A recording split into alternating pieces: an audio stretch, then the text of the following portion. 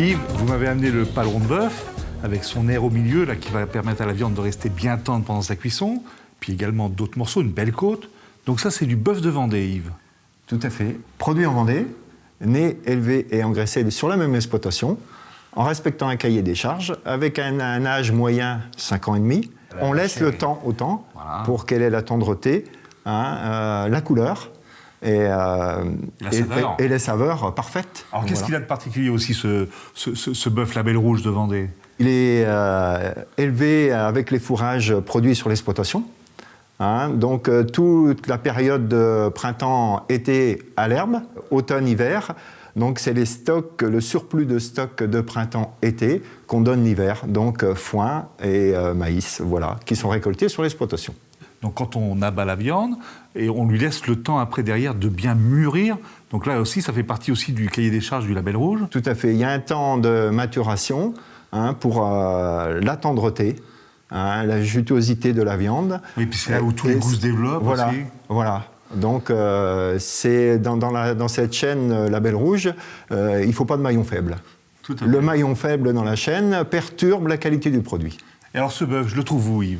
Vous le trouvez dans les étals, sur les étals des bouchers traditionnels de Vendée et autres, beaucoup la région parisienne, dans les grandes villes, et le rayon à la coupe dans les GMS. Très bien. Eh bien, merci beaucoup Yves.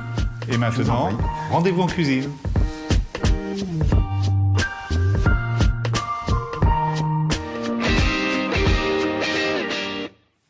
Pour le paleron de bœuf braisé au vin chaud, donc des belles tranches de paleron. Donc vous voyez, j'ai fait des tranches qui sont généreuses, environ 450 grammes la tranche, pour 2 personnes, bien salées, bien poivrées sur les 2 faces. Et ensuite, on va venir les faire saisir donc, à feu moyen, de façon à faire une belle croûte de chaque côté, un petit peu comme une entrecôte. Donc, pendant que mes morceaux de paleron sont en train de bien colorer de chaque face, je vais commencer les oignons caramélisés. Alors, les oignons caramélisés, un petit peu comme pour une soupe à l'oignon, un petit peu d'huile de colza. Mes oignons rouges émincés finement. Il faut que les oignons commencent à cuire doucement et ensuite les colorer. Vous voyez ? Et contrairement, quand on veut faire suer un oignon sans coloration, on met toujours un peu de sel au départ, de façon à faire bien rendre l'autre végétation et cuire l'oignon avant de le colorer. Là, c'est l'inverse. Comme je cherche à colorer mes oignons, je ne mets surtout pas de sel au début. Les palerons ont maintenant saisi environ 4 minutes de chaque côté. Vous voyez, ils sont bien dorés, comme si c'était une jolie petite entrecôte. Regardez. Je vais maintenant déglacer ma cocotte avec le vin rouge.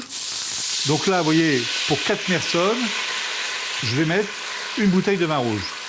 Donc, de préférence, prenez un vin rouge assez riche et soyeux, un Côte-du-Rhône, un Corbière, ça ira très bien.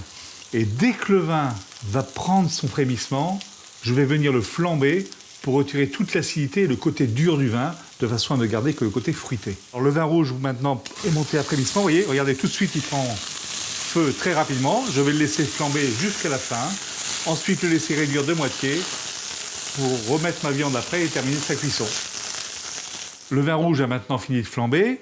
Il a réduit à peu près de moitié.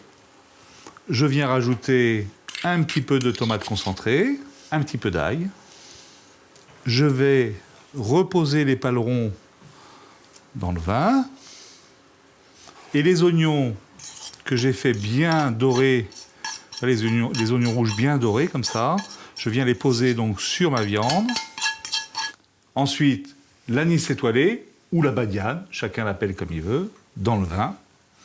Et maintenant, c'est parti pour 3 heures à 150 degrés.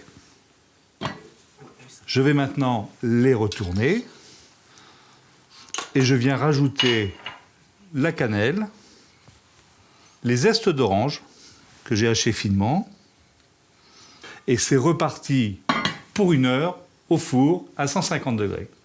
Les palerons ont maintenant cuit 1 heure de plus avec la cannelle et les zestes d'orange. Ça sent bon le vin chaud parce qu'on sent bien la cannelle, les zestes d'orange. Donc mon paleron là est très bien cuit, il est bien fondant. Je vais retirer également, alors là il faut aller un petit peu à la pêche, je vais retirer la badiane parce que la badiane, si jamais quelqu'un croquait dessus, c'est pas très bon. Par contre, ça donne un très bon parfum à l'ensemble. Je viens rajouter le jus d'une demi-orange. Je vais porter l'ensemble maintenant à frémissement et rajouter, donc pour épaissir un petit peu ce jus, un tout petit peu de fécule de pomme de terre que j'ai pris soin de diluer dans un peu d'eau froide. Je vais venir poser ma fécule comme ça et la remuer délicatement, juste un frémissement, la fécule cuit très vite. Et ensuite, il ne restera plus qu'à servir dans les assiettes. Le paleron braisé au vin chaud est maintenant terminé. Pour accompagner ce plat, j'ai choisi quelques grosses pâtes, juste assaisonnées très légèrement, et une carotte que j'ai cuit juste un peu al dente pour avoir un peu de craquant dans cette recette.